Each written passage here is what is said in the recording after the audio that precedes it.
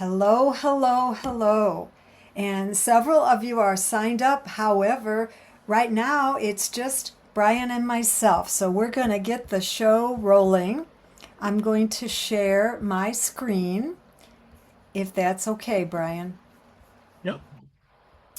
And okay, um, this is just one of many Creation Spirituality Communities events. And if you go to cscommunities, plural.org, is that right, Brian? That's Yeah. our website. And you will see. So Brian is contact at CS Communities, and we're very glad you're here. We're very glad you're here. If you don't have a labyrinth, go to one of these sites. If you're watching the YouTube, just pause it and go and print out a labyrinth for yourself, because you need a labyrinth to have a labyrinth walk. And you can walk with your fingers, that's okay. It's very, you can, I can't do it with for the labyrinth, but you can even benefit from just running through things in your mind. It still can be very beneficial. And so while you're doing that, I'm going to go ahead and light a candle, because this is a sacred event. This is one of my main practices. I have matches. Okay. And little rituals that we do for ourselves are very important. So we light this candle. I always invite enlightenment to come and join us, that we might learn something from what we're doing, and we might be surrounded with the light for the entire duration of this event, of this walk.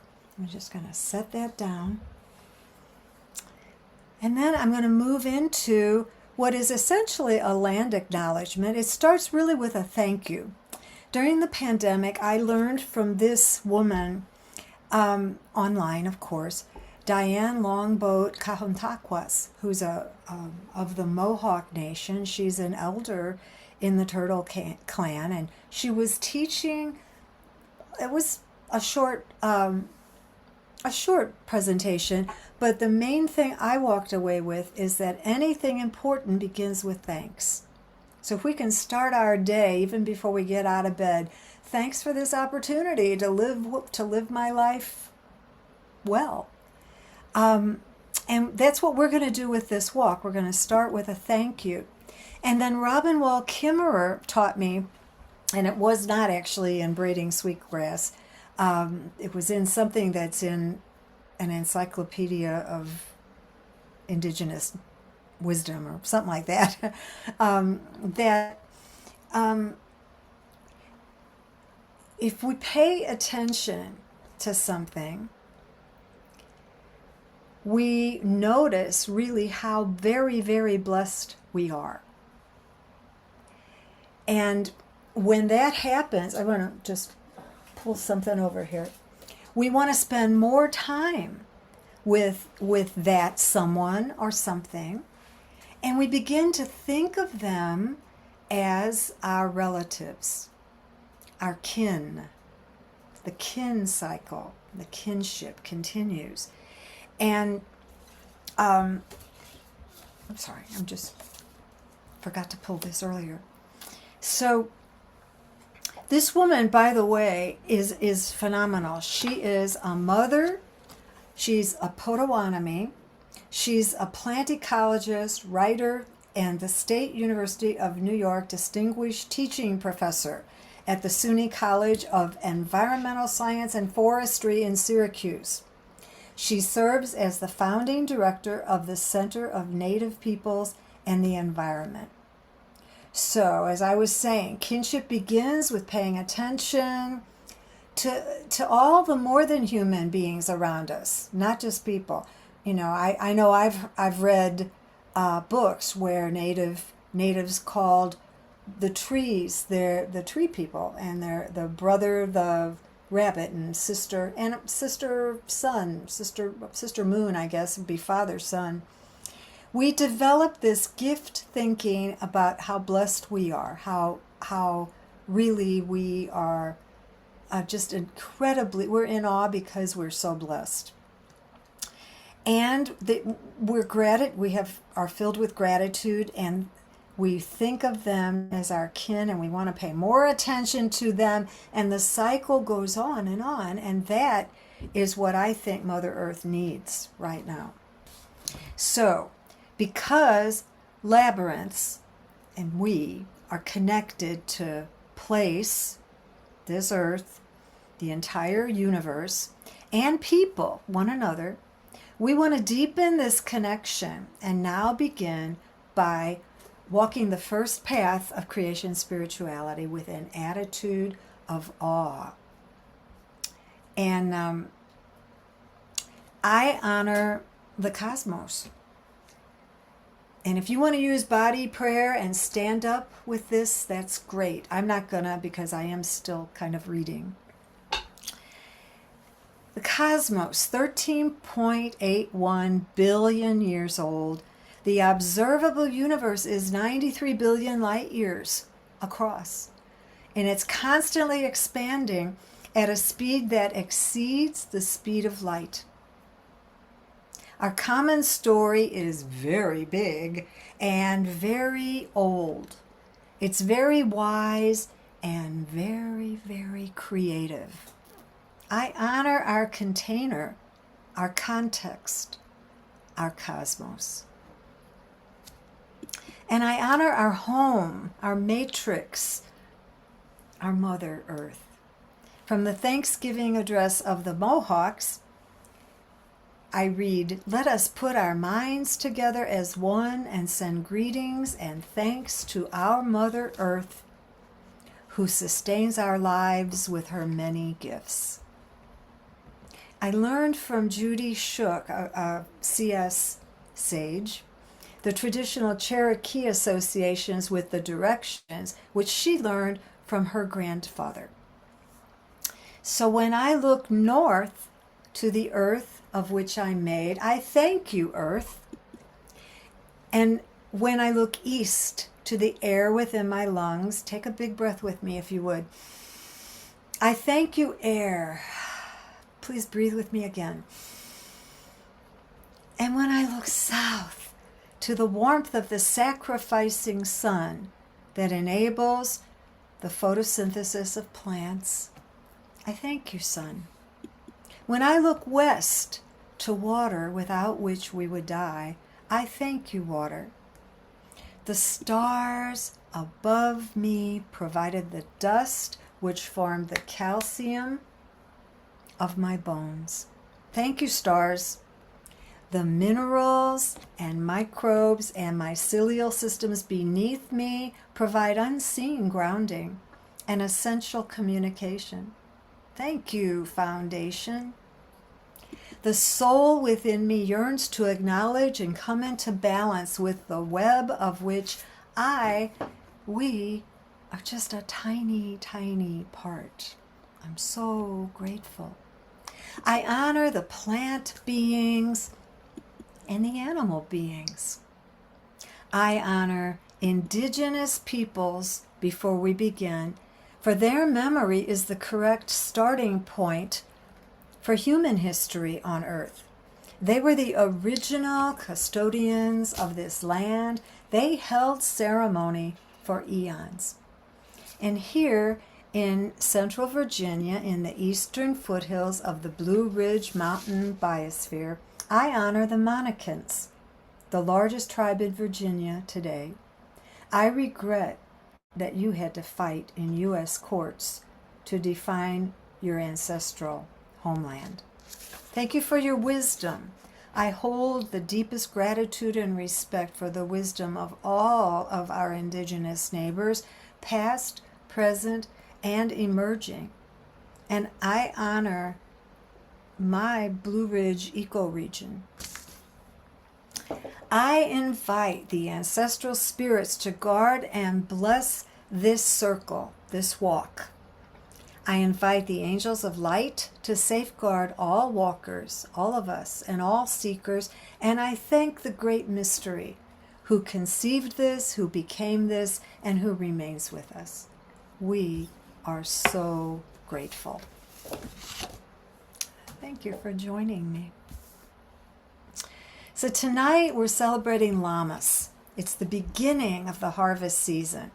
And I guess many of you know that these walks that I provide, that I offer to CS, the CS communities, they are based on the Celtic wheel. There are 8 movable feasts in the Celtic wheel. And Lammas is the first harvest. The what we call the autumn equinox is the second harvest, and Halloween, Samhain, is the third harvest. And this is the harvest of grains, of bread. Okay? So that's why I have bread, and that's why the whole border is wheat. That's why. And I'm pretty sure that the second harvest in the middle of September, pushing towards the end, is the fruit, and then I think we get the nuts and maybe even the ground crops, root crops in the around Halloween. So different things. And I've been with people in this circle, as a matter of fact, who said, at my church, we celebrated the bread mass. We celebrated that in August, and this is what they were doing, which is great. So why is it important? Why is it so important? And when I did a little bit of research, and a lot of this is I brought last year, but I think people who might come to this walk maybe didn't come last year. So the first cuttings of the grain crops provide food for the upcoming winter. So it feeds us. But the first cuttings also provide the seed necessary to plant the crop in the spring. This combination of feeding us and providing the seeds to keep on guarantees the continuance of the people. And you can imagine, before the days of what many of us consider overpopulation, this, a continuance of humanity was extremely important. So, regarding the 4 paths tonight, what we want to do, and we already started somewhat, we remember with thanks and awe that such continuity has continued for so many thousands of years. And then as we can do that before we actually enter the labyrinth, we can walk around it 1 time, 2 times, 3 times. With the handheld labyrinth, you actually move your hands around. Okay. And then depends on the kind of labyrinth you're using. If it's paper, you may want to be using a pencil, and you might want to even draw X's with a little space and an X, a little space on the way in, and maybe on the way out of the labyrinth, O's. That more closely approximates taking steps than just drawing a line. And if I draw lines on paper labyrinths, my eyes kind of want to cross. I kind of go gaga. So you can do that, and people, make X's or hash one way, hatch marks, and coming out, they hatch it the other way. Whatever. But when we're going in, we release our pain. That today, you don't have to think very hard to know that there's a great deal of food insecurity and outright starvation in our very own country. You don't have to go to Africa. I mean, you're dealing with terrible famine there. But in our own country, I've worked in schools where there were so many kids receiving government money for lunch that the entire school was receiving free lunches if they wanted it, and free breakfast. That's happening. And then when we reach the center, we can receive new eyes to see our co-creative part of interdependency and respect with the planet to try to get back into balance.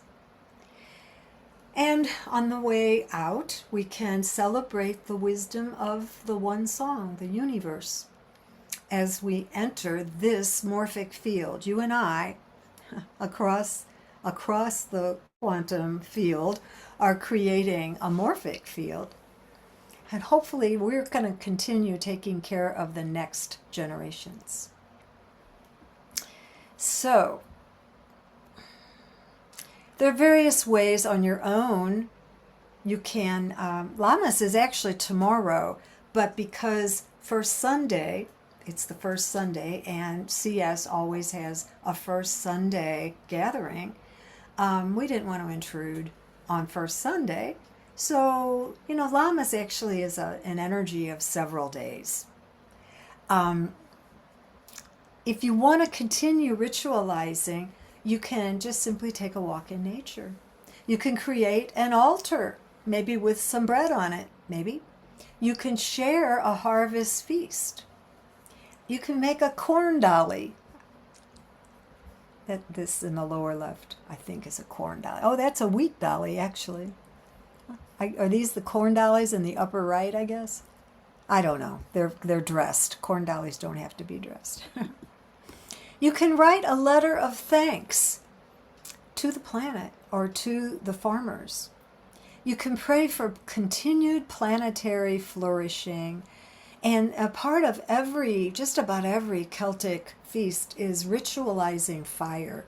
I've seen pictures, they jump over big fires. It's kind of the way some of us smudge our homes with sage smoke. Or they decorate their doors with harvest materials. So I'd like to read, and then we'll go into our walk, a poem that I would love. It's by John O'Donohue. It's from the book in English, in America, it's To Bless the Space Between Us. And it might be called A Book of Blessings in Britain. I can't remember. But the grace before meals, if you just want to, you could even close your eyes if you would like to. And I'm paraphrasing very slightly, because we're not actually beginning a meal, but we're thinking about foods. That's part of Lammas.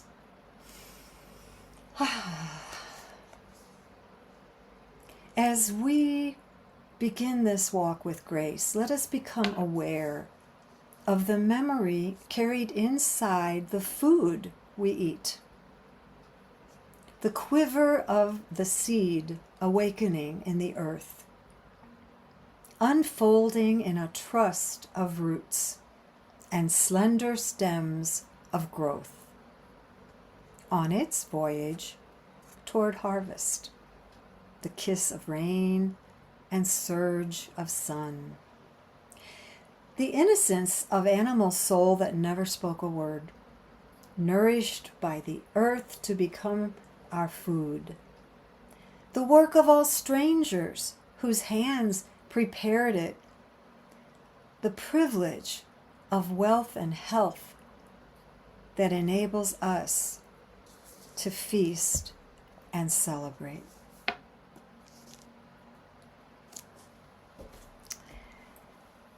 So I'm going to play, it'll be approximately 12 minutes. And for most of us, you might want to walk your labyrinth twice. You might want to walk it and just meditate. You might want to walk it and journal. This is your time. But these are the songs we'll use. The first two are from the album called Thanksgiving. It's just a Windham Hill collection. One's by Liz Story, one's by Will Ackerman. And then we go to George Winston. It's actually from a December album, but it works for me because of the title, Thanksgiving. So I'm going to share my my screen in a different way, maybe. There we go. And please pull out your labyrinths. I will take mine off the wall once I have started the music. All right. And I guess nobody's in the waiting room, huh, Brian? Nope. Okay. Here we go.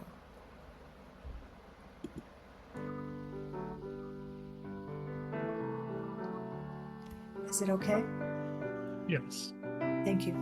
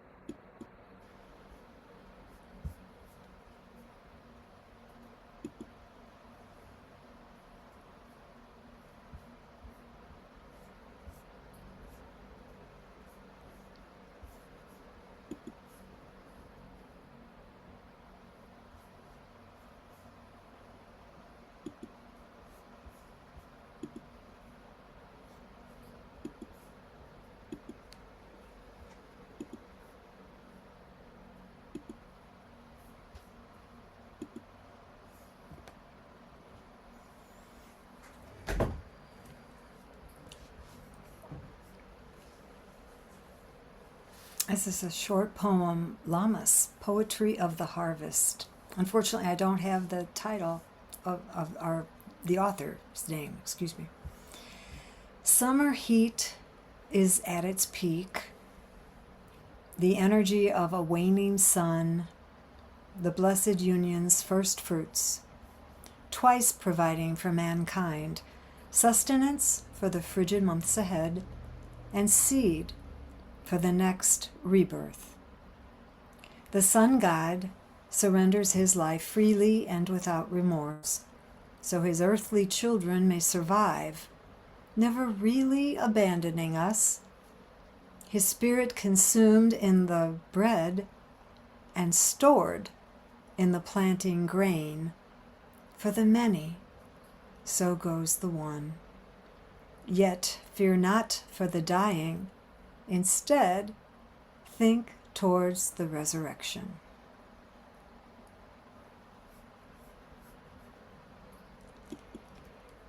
So I wish you a happy Lammas, and we'll have a moment to share in case Brian has anything to share. We're going to blow out our candles, however, but first we take the light into ourselves, into our mind, voice, heart, especially heart. And we share it with all of our circles. So as I blow it out and the smoke rises, think of it as going to all of your circles, your family.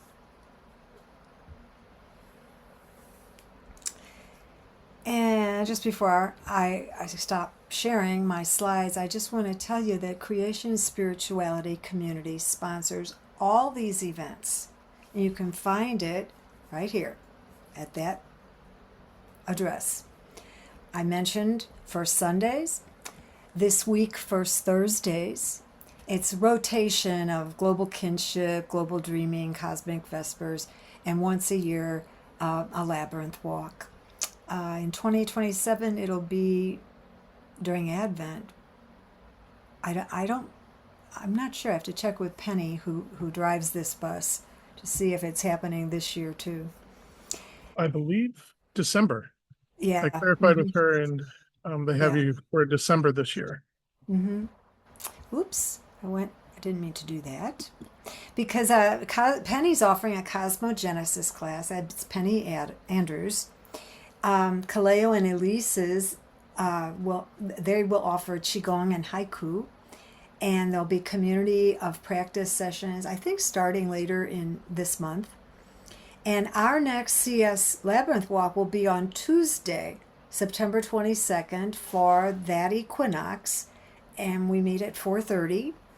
But don't forget that the In Wild, or in-person gathering, is going to be in St. Louis, October 30th through November 1st. And all that information is on the website too. So, thanks for being here. Brian, did you have any insight or anything you wanted to share? I know you know probably more than I do about llamas. Yeah, this is our tradition comes from more the Celtic one, so it's Lunasa, the feast of Lu, who's great at everything, and honoring the sacrifice of his mother, Telchi, and it's still about the first harvest, the beginning of the harvest season, which wraps up with Samhain and Halloween. Yeah. Okay. Yep. Well, I hope you hold on to whatever insights or inspirations you received. And again, thank you for being here. And we'll see you in September next month.